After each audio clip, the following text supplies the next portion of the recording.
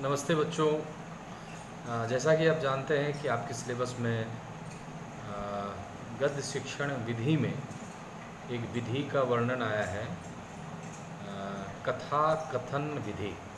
कथा कथन, कथा हम कहानी को कहते हैं, कथन का मतलब कहना होता है, मतलब कहानी कहना।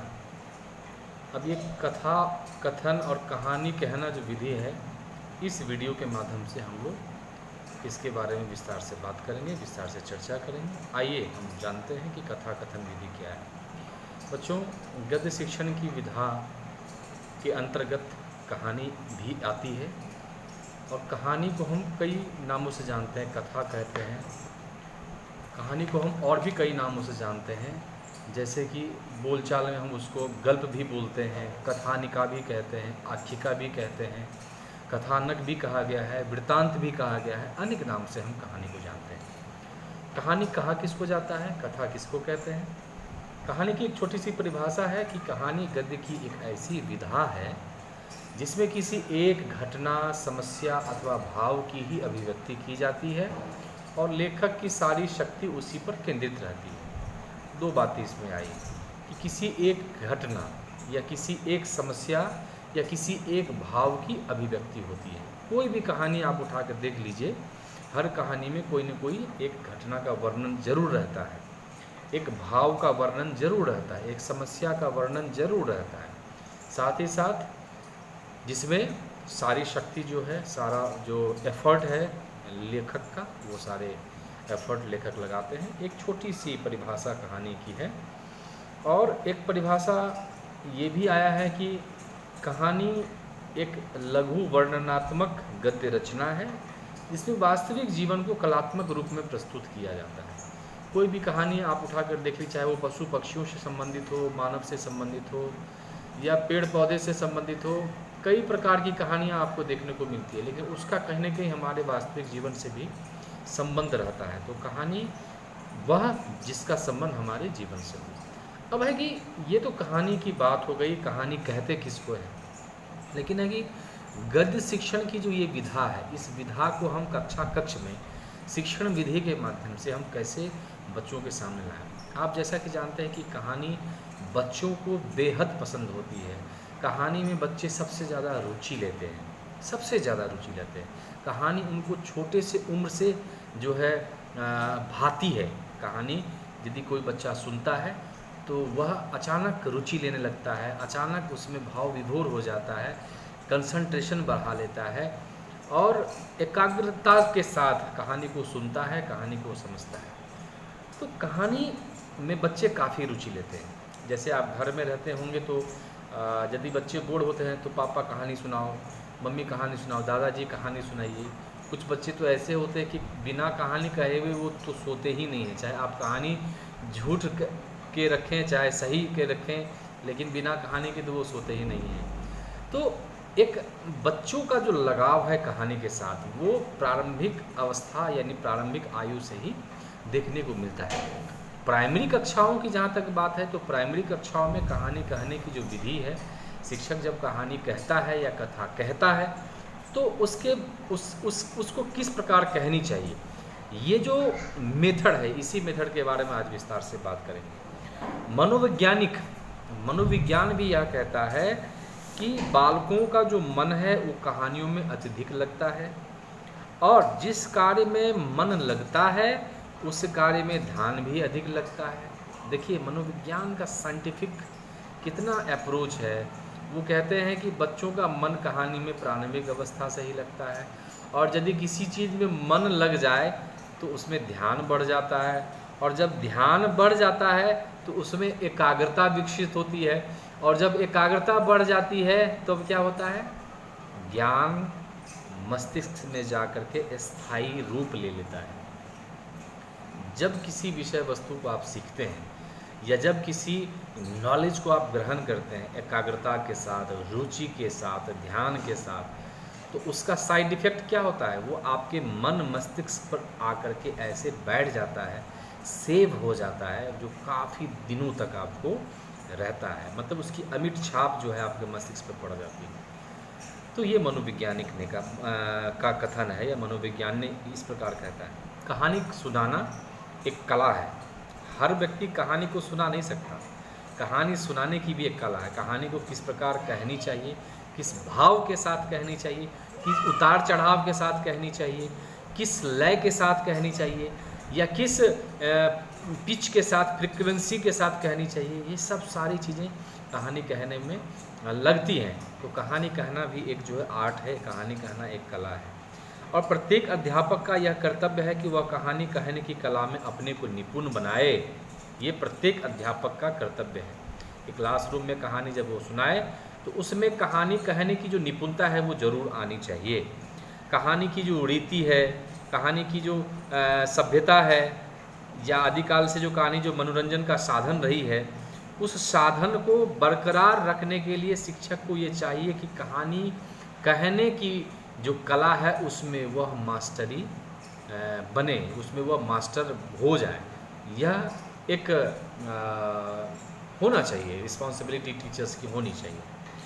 अब है कि कहानी कहने की जो बात है उसमें कुछ चीज़ें ऐसी हैं जिस पर ध्यान देने की ज़रूरत है। नंबर 1, कहानी पुस्तक से न पढ़ करके छात्रों को मौखिक रूप से सुनानी चाहिए। कहने का मतलब यह है कि कहानी को आप देख करके यदि बच्चों के साथ रखेंगे या बच्चों के बीच रखेंगे तो आप बच्चे को देख करके कहानी पढ़ेंगे, और बच्चे जब देखेंगे आपको तो आप देख करके किताब हो या कॉपी हो पढ़ करके सुना रहे हैं तो बच्चे हो सकता है उसमें रुचि न लें या उसको इग्नोर कर दे। लेकिन यदि कहानी बिना देखे हुए, बिना कॉपी से, बिना किताब से देखे हुए यदि आप फेस टू फेस सारे बच्चों के साथ आई कांटेक्ट बनाते हुए जब कहानी कहते हैं तो उसका जो इफ़ेक्टिवनेस है, उसकी जो प्रभावशीलता है वो मतलब बहुत ज़्यादा होती है।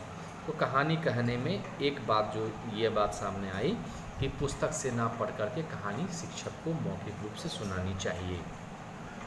अब है कि पुस्तक से पढ़कर कहानी सुना देने से छात्रों पर प्रभाव नहीं पड़ता। इसके विपरीत यदि अध्यापक कहानी सुनाता है तो ऐसा लगता है कि वह कहानी खुद को सुना रहा है। ऐसा इसमें वर्णन आया है कि यदि शिक्षक कहानी को पढ़ करके सुनाता है किताब से या कॉपी से देख करके तो ऐसा लगता है कि शिक्षक खुद को कहानी सुना रहा है। तो ऐसा नहीं होना चाहिए। यथासंभव कोशिश यह होनी चाहिए कि कहानी को हम याद कर लें। कक्षा में जाने के पूर्व जो हम प्लान करते हैं, प्लान जो बनाते हैं, तो एक प्लान ये भी होनी चाहिए यदि हमको कक्षा में कहानी कहनी है तो हम उसको याद करके कक्षा में जाएं और बच्चों को सुनाएं, पहली बात। दूसरी बात ये है कि कहानी को सुनाने के पहले अध्यापक को कहानी में आने वाली घटनाओं का अध्ययन अच्छे से कर लेना चाहिए, और बीच बीच में भूल जाने से, यदि कहानी आप बीच बीच में भूल जाएंगे तो हास्यास्पद हो जाता है। तो कहानी याद कर लेना है और कहानी के पात्रों के भावों को भी समझना है ताकि कहानी कहते वक्त आप भूल न जाएं। क्योंकि जब कहानी आप कहेंगे तो एक फ्लो होता है, एक प्रवाह होता है कहानी कहने का। यदि अचानक से बीच में आप रुक गए या अचानक से बीच में कहीं कोई डिस्टरबेंस हो गया तो मतलब समझिए कि वो एक तरफ से कहानी का जो वो फ्लो है वो ख़त्म हो जाता है, रुचि उसमें ख़त्म हो जाएगी। तो कहानी शुरू करें, लास्ट करें, तो कहानी में आने वाले जितने भी पात्र हैं, कहानी में आने वाले जितने भी कैरेक्टर हैं, सबको ध्यान रखना है, सबके बारे में सोचना है, सबके भावों को समझना है। तो उसी प्रकार से हमको अपनी कहानी कहने की जो प्लानिंग है वो हमें तैयार कर लेनी चाहिए। तीसरी बात, कहानी कहते समय अध्यापक को कहानी में लीन हो जाना चाहिए। कहानी जितनी डूब करके सुनाई जाएगी बालकों को उतने हृदय में वो कहानी बसेगी। मतलब कहानी जब भी आप कहें तो डूब जाएं। कहानी कहने का मतलब यह नहीं कि आप हल्के भाव से कहानी कह रहे हो। जितने गंभीरतापूर्वक आप कहानी कहने की कला में निपुण हो जाएंगे, बच्चों के हृदय पर में उस कहानी का प्रभाव या मन मस्तिष्क पर में उस कहानी का प्रभाव सबसे ज़्यादा होगा। तो कहानी कहते समय आपको ये ध्यान रखना होगा कि हम कहानी के कैरेक्टर में घुस जाएं।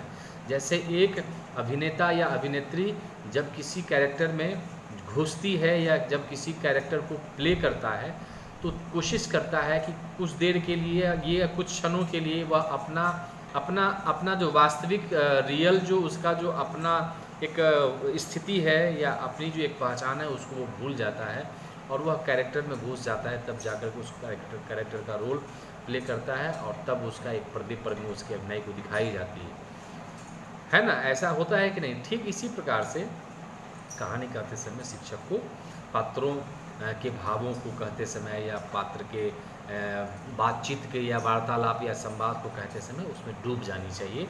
इससे क्या होगा कि छात्रों के हृदय पर में, छात्रों के मन मस्तिष्क पर में कहानी का प्रभाव ज़बरदस्त तरीके से पड़ेगा। चौथी बात कि जब कहानी अध्यापक सुना रहा हो तो उसकी नेत्र कक्षा की ओर रहनी चाहिए, स्थिर रहना चाहिए।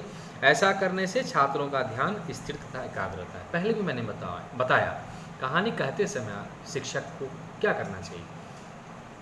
एक तो याद करके आया हुआ है, और याद करके जब आया रहेगा तो संपूर्ण कक्षा में बैठे हुए सारे बच्चों की तरफ वह मुखातिब हो सकेगा। कहीं कहीं किसी बच्चे पर जाकर के थोड़ा देर रुक भी सकता है, तो इससे क्या होगा कि छात्र भी अटेंशन हो जाएंगे कि शिक्षक हमारी तरफ देख रहे हैं, हमको भी शिक्षक की तरफ देखनी चाहिए और ध्यान से सुननी चाहिए। तो एक फ़ायदा ये भी होता है कहानी में। तो कहानी इस प्रकार से हमें क्लासरूम में करनी चाहिए। पाँचवीं बात, कहानी जो भी सुनाई जाए वह यदि अल्प आयु के बच्चे हैं, यदि कम आयु के बच्चे हैं, तो उसको कहानी कहते समय दोहराते चलना चाहिए, क्योंकि बच्चे की जो तार्किक शक्ति या मनन शक्ति, मानसिक शक्ति उतनी परिपक्व नहीं होती है कि आप यदि एक सेंटेंस को बोले उसके बाद दूसरा सेंटेंस बोलेंगे तो वह उस सेंटेंस के भावों या उसके अर्थ को समझ पाएगा। ऐसा प्रारंभिक अवस्था में यदि अल्प आयु के बच्चे हैं, कम उम्र के बच्चे हैं, तो वो शायद नहीं समझ पाएगा। तो इसलिए ज़रूरी यह है कि अल्प आयु के बच्चों को कहानी कहते समय कहानी के लाइनों की पुनरावृत्ति करनी चाहिए, उसको दोहराना चाहिए। इससे क्या होगा कि बच्चे उसके अच्छे अर्थभाव को समझ पाएंगे। ये अल्प आयु के बच्चों के लिए ज़रूरी है, बड़े आयु के बच्चों के लिए ज़्यादा ज़रूरी नहीं है, लेकिन अल्प आयु के बच्चों के लिए वो ज़्यादा ज़रूरी है। इससे क्या होता है कि छात्र कहानी में रुचि लेने लगता है। यदि मान लीजिए हम कहानी कह रहे हैं लेकिन बच्चे उसके अर्थ को समझ नहीं रहे हैं और हम कहानी धारा प्रवाह बोलते चले जा रहे हैं, तो बच्चे भी उसमें रुचि नहीं लेंगे। कहीं कहीं अटेंशन तो होगा, लेकिन बच्चे ज़्यादा रुचि नहीं लेंगे तो फिर कहने का कोई मतलब नहीं है। अगला है, कहानी कहते समय छात्रों की अवस्था का भी ध्यान रखा जाए। जिस अवस्था के बालक है उसी अवस्था के अनुकूल कहानी भी हो। अल्प आयु के छात्रों को बड़ी आयु के छात्रों की कहानी सुनाना पूर्णतः गलत है। मतलब कहानी कहने के लिए भी छात्रों की आयु को ध्यान में रखना चाहिए। याद रखिए, इस लाइन को अंडरलाइन करिए। कहानी कहते समय ये ध्यान रखने की ज़रूरत है कि छात्रों की आयु कितनी है, छात्रों की अवस्था कितनी है। यदि अल्प आयु के बच्चे हैं तो हम उसी लेवल की कहानी को लेकर के कक्षा में जाएंगे, या उससे अधिक आयु के बच्चे हैं, बड़े उम्र के बच्चे हैं, तो हमको उसी हिसाब से कहानी को कह करके कहानी की तैयारी करके कक्षा में जानी चाहिए। तो अवस्था की बात हुई है, उम्र की बात हुई है, तो उम्र जितनी है उसी हिसाब से हमको कहानी कहना चाहिए। अगला है कि कहानी कहते समय अध्यापक को वो चाहिए कि वो अधिक से अधिक जो है कल्पना शक्ति का प्रयोग करें। देखिए, चिंतन जो है, कल्पना जब आप करते हैं, इमेजिन जब करते हैं, तो उसमें सृजनात्मकता भी विकसित होती है और मस्तिष्क हमेशा सक्रिय रहता है, एक्टिव रहता है। तो जब कहानी आप कहते होते हैं तब छात्रों को आप लगातार ये कहते रहें कि आप कल्पना कीजिए कि इसके बाद क्या होगा, या बच्चों आप देखिए कि इसके बाद क्या होने वाला है, या इसके बाद क्या हो सकता है, क्या तुम कल्पना कर सकते हो। ऐसा आप बच्चों को पूछ सकते हैं, या एक ऐसा माहौल कक्षा में बना सकते हैं जो बच्चे कल्पना करने लगे। इससे क्या होगा कि सारे बच्चे के जो मन मस्तिष्क है वो एकदम एक्टिव रहेगा। तो कल्पना की जो शक्ति है वो ऐसे ही डेवलप की जाती है कहानी कहने के माध्यम से। तो ये हमेशा ध्यान में रखने की ज़रूरत है। और लास्ट चीज़ ये है कि कहानी के बीच बीच में प्रश्न भी किए जा सकते हैं। प्रश्न करने से क्या होता है, कक्षा का वातावरण हमेशा क्रियाशील रहता है। स्वाभाविक है, कक्षा में यदि हम लगातार कहानी कह रहे हैं और वन वे हो रहा है तो थोड़ा बहुत उसमें निष्क्रियता आ जाती है। बच्चों के साथ कम्युनिकेशन करते समय बच्चे अटेंशन रहें, बच्चे सक्रिय रहें, इसके लिए ज़रूरी हो जाता है क्वेश्चन आंसर करना। क्वेश्चन आंसर विधि भी जो है वो यही बात कहती है कि बच्चों को कक्षा में पढ़ाते समय या किसी भी प्रकार की कोई चीज़ बातचीत करते समय आप बीच बीच में यदि बच्चों से प्रश्न पूछेंगे तो बच्चे सक्रियता का प्रदर्शन करेंगे। सारा वातावरण, कक्षा का वातावरण क्रियाशील रहेगा और उसमें अधिगम सबसे ज़्यादा होगी। तो इसीलिए ये सब सारी चीज़ें ध्यान में रखने की ज़रूरत है। कहानी कहते समय भी बच्चों को बीच बीच में प्रश्न पूछने चाहिए। कहानी यदि ख़त्म हो जाती है तब आप कहानी बच्चों को समझ में आई कि नहीं आई, आप चाहें तो प्रश्न बच्चों को कहानी कहते समय पूछ सकते हैं, कहानी के लास्ट में पूछ सकते हैं। तो इस प्रकार से यदि आप देखें तो कहानी कथन जो है, कथा कथन जो है, हम कक्षा कक्ष में जब भी हम बच्चों के बीच में जाएं और यदि हमें कहानी कहनी हो तो इन सब सारी चीज़ों को ध्यान में रखने की ज़रूरत है। गद्य की जो विधा कहानी है, कहानी की जो कहने की जो कला है या जो उसका अभिव्यक्ति है, कक्षा कक्ष में एक शिक्षक को किस प्रकार से प्रस्तुत करनी चाहिए, इस वीडियो के माध्यम से मैंने आपको समझाने की कोशिश की है। आशा है कि आपको ये वीडियो ज़रूर पसंद आएगी। आपका बहुत बहुत धन्यवाद, आपका बहुत बहुत धन्यवाद। Thank you.